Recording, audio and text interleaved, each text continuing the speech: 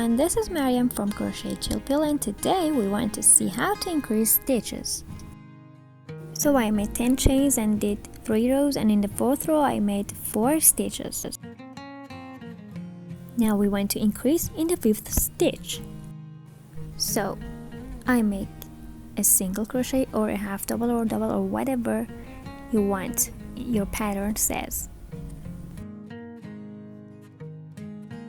To increase, make another single crochet or half double crochet or whatever in the same stitch.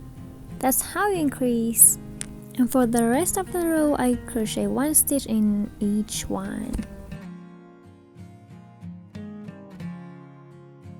If you liked this video, don't forget to give it a thumbs up and subscribe to my channel for future tutorials. See you next video. Bye!